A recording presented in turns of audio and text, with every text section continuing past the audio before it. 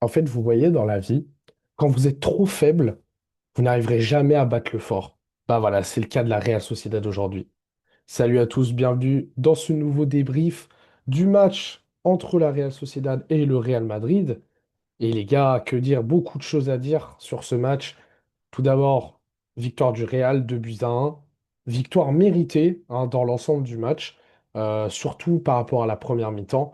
Mais les gars, la Real Sociedad, c'est trop faible. C'est trop faible parce que franchement, il y avait la place de revenir. Et franchement, je suis dégoûté. Je suis dégoûté de ce match. J'ai perdu, je n'ai pas perdu 90 minutes, mais pendant 45 minutes, voilà, on va dire pendant 45 minutes, en deuxième mi-temps, j'avais l'espoir. J'avais l'espoir d'une égalisation. Mais en fait, le problème, c'est qu'avec ce genre d'équipe, l'espoir, tu vois, tu peux le prendre en papier et le jeter à la poubelle. Parce qu'en fait, au bout d'un moment, quand tu es faible à ce point, sachant que tu es à 11 contre 10, c'est pas normal en fait. C'est pas normal. On dirait que les mecs, ils ont pas envie de gagner. Ils ont même pas envie de revenir en fait. Moi, franchement, je suis un peu énervé. Je suis un peu énervé contre la Real Sociedad parce que vous allez voir que contre nous, contre le Barça, ils vont être forts. Et c'est ça qui m'énerve en fait. C'est ça qui m'énerve. Take Kubo, il va nous mettre un doublé. Non, mais ça va être ça. Bon, belle entrée de Take Kubo malgré tout. Non, mais bref, pour revenir, on va revenir au début du match. La première mi-temps, complètement dominé par le Real Madrid.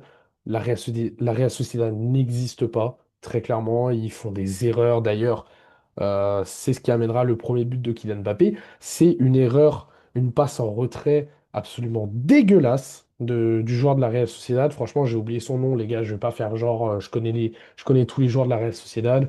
Non, voilà. Mais en tout cas, si vous avez vu le match, vous voyez très bien. Et Mbappé, forcément, qui en profite avec sa vitesse, qui se débarrasse du défenseur. Et derrière, bah, frappe pour les poteaux, chirurgicale, un peu une spéciale Kylian. Voilà, ça fait 1-0. C'est normal. Voilà, le Real dominait, le Real est plus fort. Mais franchement, c'est très énervant euh, de prendre un but. Je ne veux pas dire parce que c'est pas mon équipe, mais très énervant que le Real marque un but comme ça, en fait. Sachant qu'ils étaient plus forts dans le jeu. À la limite, voilà, Kylian, il dribble deux mecs, et derrière, il frappe, il marque, pleine lucarne. Ok, bon, bah là, je m'assois, je me tais, et j'admire ce que j'ai fait d'ailleurs sur le deuxième but, où Kylian Mbappé, avec sa forme de corps, il passe deux joueurs, il fait la passe sur Arda Güler, et Arda Güler, très très belle finition. Mais je vais revenir sur Arda Güler après. En tout cas, excellent match de Kylian Mbappé. Un but, une passe D, comme je l'ai dit.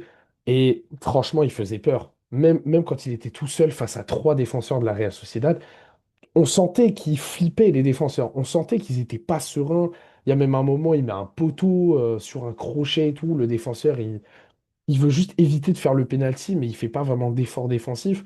Non, Mbappé, franchement, il fait un début de saison. Clairement, c'est le meilleur joueur du début de saison. Il n'y a absolument rien à dire. Tout championnat confondu, je pense qu'actuellement, si on prend juste le début de saison, Mbappé est le meilleur joueur du monde. Voilà, je le dis sincèrement. Ensuite, je vais parler d'Arda Güler. Le match d'Arda Güler, les gars, faut en parler, hein. Faut en parler. Moi, maintenant, je l'appelle Monsieur Tour de contrôle parce que ce mec est trop fort. Ce mec est partout. Ce mec, il est au début de l'action. Il peut être à la fin. Il peut être au milieu de l'action. Il peut faire des passes D. Il peut faire la passe avant la passe décisive. Il peut marquer. C'est incroyable. Il est vraiment trop fort. Et moi, je le dis. Bellingham, il ne sera pas titulaire toute la saison. Parce que Xabi Alonso, on voit qu'il fait tourner les joueurs, notamment avec Mastantuono. Arda Güler, bon, Bellingham, il est blessé, mais par exemple, aujourd'hui, il a mis Ceballos au lieu de Valverde. Il a mis Brahim au lieu de Rodrigo ou de Mastantuono. Après, notamment parce que Mastantuono aussi, il a joué avec l'Argentine et que c'était loin, mais quand même, il a quand même mis Brahim, il a mis Ceballos. Franchement, j'étais très étonné de la titularisation de Ceballos, sachant que on nous avait dit que Ceballos allait partir, qu'il allait partir soit à Marseille, soit au Betis. Enfin, à la base, il devait pas rester au Real. Et Rodrigo non plus, mais Rodrigo, on était moins sûr quand même. Bref, en tout cas, j'ai pas trop kiffé le match de Brahim malgré tout. Franchement, je l'ai trouvé un peu absent, très clairement, comme le match de Vinicius. Mais Vinicius, on l'a vu. Malheureusement pour lui, on l'a vu. Et franchement, c'est un match très moyen encore de Vinicius. Honnêtement, moi, je repense à son action où il est tout seul. Il a juste à accélérer et il contrôle mal. Et du coup, les défenseurs le rattrapent. Je pense même à une deuxième action où les défenseurs le rattrapent totalement. On sent que Vinicius, il y a beaucoup moins d'explosivité qu'avant. On sent que la confiance n'est plus là. On sent qu'il a besoin de retrouver cette confiance. Et moi, je pense que le Ballon d'Or en est la cause. Le Ballon d'Or de l'année dernière, je pense que ça lui a mis un coup au mental absolument délirant. Depuis ce jour-là, où il a dit qu'il en ferait 10 fois plus, ou Rodri après le Ballon d'Or, très clairement, Vinicius n'est que l'ombre de lui-même, malheureusement. Et c'est. En vrai, moi, je suis pas un grand fan de Vinicius en tant que personne, mais en tant que joueur, c'est réellement un plaisir de le voir jouer. Et franchement, c'est quand même un petit peu triste de le voir dans cette situation. Mais après, on va être honnête. Heureusement que Mbappé, aujourd'hui, est au Real. Parce que honnêtement, quand je vois offensivement, à part lui, il n'y a personne. Il n'y a personne. Je ressors Brahim, Vinicius, même les entrées. Enfin, franchement, c'est dur offensivement. Bon, après, ils ont été réduits à 10, donc c'est un peu plus difficile de juger du coup. Mais en tout cas, voilà, Mbappé, il fait vraiment du mal. Et Mbappé, c'est vraiment l'antagoniste en fait, c'est incroyable. Ou le protagoniste, prenez-le comme vous voulez. Pour nous, c'est plus un antagoniste pour le coup. Mais j'ai très très peur de ce Real-là. Et franchement, ce duo Mbappé-Arda Güler, il commence à me faire flipper à un niveau que vous n'imaginez même pas. Parce qu'en plus, le Barça en ce moment, ça sent pas bon. On a des blessés. On a fait match nul la dernière journée. Nos joueurs sont fatigués. On n'a toujours pas de stade. Il n'y a rien qui va. Il n'y a rien qui va au club. Et à côté de ça, moi, je vois le Real Madrid. Certes, c'est pas le plus flamboyant dans le jeu. C'est-à-dire qu'il y a des équipes, voilà, c'est pas Paris, c'est pas le PSG. Mais on sent qu'on retrouve cette efficacité, en fait. On sent qu'on retrouve ce truc où, même s'ils sont moyens dans la globalité, ils vont quand même gagner. Et c'est ça qui fait peur. C'est ça qui fait peur. Moi, c'est ce Real-là que j'ai peur. C'est ce Real efficace. Parce que on sait que ce Real-là peut tout accomplir. C'est ça le pire. Mais après, voilà, je dis ça, on n'est qu'à la quatrième journée. C'est le début. Peut-être qu'après, ils vont s'effondrer à la manière d'Ancelotti l'année dernière. Mais moi, je dis ce que je vois. Et personnellement, quand je vois Arda, Mbappé, aujourd'hui Militao qui fait un match absolument démentiel, franchement, c'est exceptionnel, je vais en parler après aussi, mais ça me fait très peur. Si derrière les joueurs ils suivent, si derrière Vinicius il revient en forme, si Hussein il continue à avoir ce niveau, on va parler d'Hussein aussi, parce que son carton rouge, voilà, c'est discutable honnêtement. Si Carreras se met vraiment à 100%, si Carvajal garde ce niveau, parce que Carvajal, il fait un très très bon match aussi, honnêtement, le Real peut faire vraiment très très peur. En plus, il y a Valverde, il y a Tchouaméni qui est en train de revenir à un très bon niveau, notamment avec ses passes. Enfin, les gars, ça peut vite devenir très complexe. Et je dis ça en tant que supporter du Barça, et même pour tous les autres clubs en fait. Parce que un retour du Real aussi vite, ça ferait du bien à personne. Parce que ce Real efficace, si en plus les joueurs sont bons, ah les gars, il y a peut-être que le PSG aujourd'hui qui et peut-être le Barça, parce que contre nous, c'est toujours particulier, mais je vois personne d'autre les battre. Et c'est ça le truc, en fait. C'est ça le truc avec ce club, c'est ça qui. Ils ont un truc, ils ont une potion magique, ils ont un druide, c'est dans leur équipe, c'est pas possible. Genre, ils peuvent être moyens et ils peuvent gagner 3-1, 3-0, 2-1, même 2-1. Mais ils maîtrisent. Ils maîtrisent. Voilà. Là, aujourd'hui, ils ont joué la défense. Ils ont maîtrisé la défense, même si en face, c'était assez faible. Ils ont quand même maîtrisé, notamment grâce à Militao. Militao qui nous fait un match, mais poivre et sel. Vraiment, je le dis, c'est poivre et sel, assaisonné parfaitement.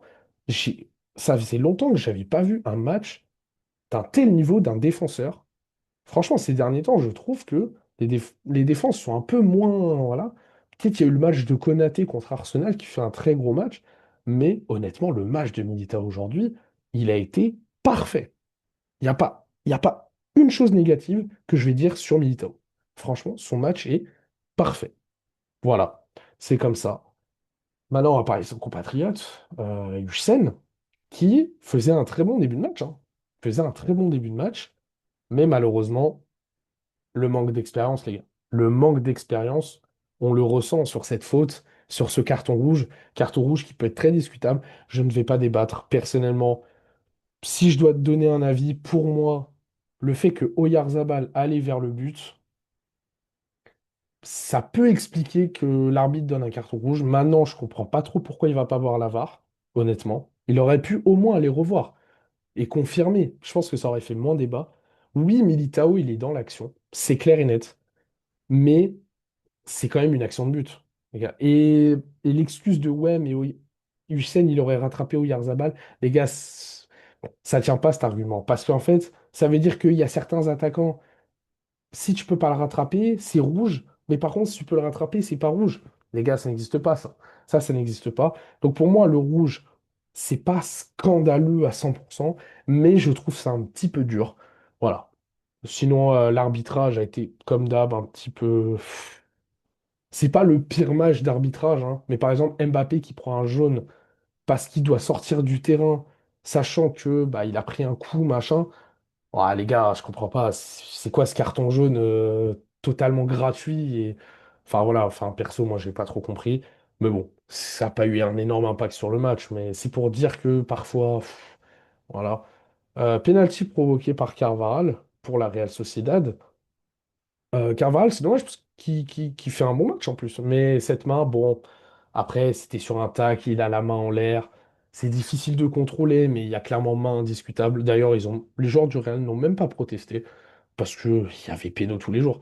Mais derrière, la Real Sociedad qui a complètement dominé la deuxième mi-temps, et c'est normal, ils étaient à 11 contre 10, mais qui manque d'efficacité, ça manque de finisseur, ça manque de c'est trop imprécis en fait. C'est trop imprécis et c'est dommage. Et c'est pour ça que je suis dégoûté parce que moi j'avais dit à la mi-temps sur TikTok, j'avais dit ouais, pour moi le match il est plié, le Real va gagner 3-0 même à 11 contre 10. Et je m'attendais pas à ça. Et du coup, pendant 45 minutes, j'étais là, allez, allez, je m'énervais parce que les joueurs marquaient pas et tout ça. Et au final, bah, mon espoir est réduit à néant et le Real s'en sort. Donc voilà, qu'est-ce que vous voulez que je vous dise?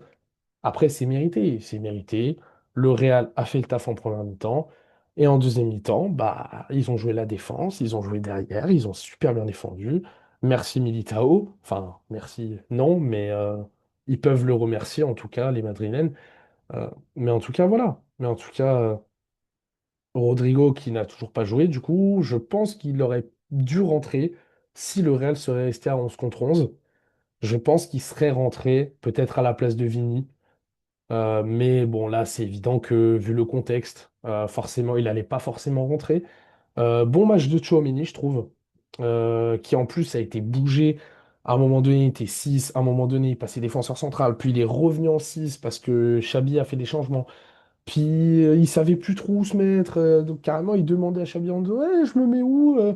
Mais voilà, très bon match de Tchouaméni. Je trouve qu'il a assez bien géré les tempos du match. Voilà, il a su défendre quand il fallait défendre, il a su aller vers l'avant quand il fallait aller vers l'avant, notamment pour faire des passes. Voilà, donc j'ai apprécié le match de Tchouaméni, Courtois évidemment. Mais bon, Courtois en même temps c'est le meilleur gardien du monde. Voilà, mais en tout cas, ce duo Arda-Mbappé, il me fait flipper et je sais pas comment les équipes vont contrer ça parce que franchement, il y a trop une bonne entente entre les deux. Et c'est pour ça que je dis que Bellingham n'est pas assuré d'être titulaire indiscutable, même quand il va revenir de blessure. Voilà, moi je vous le dis, Arda, il est en train de gagner des points très fortement. Et Mbappé, on sent que ça y est, il est instauré au Real, il est neuf, il a le numéro 10, il a tout. Et il a les coups francs, les pénaux, il marque des buts, c'est le meilleur buteur du début de saison, toute compétition confondue, il me semble. Bon bah voilà, Mbappé est de retour. Et franchement, ça me fait pas plaisir. En tant que supporter catalan, ça me fait pas du tout plaisir. Mais en tout cas, les gars, victoire du Real. Belle victoire du Real. En vrai, c'est mérité.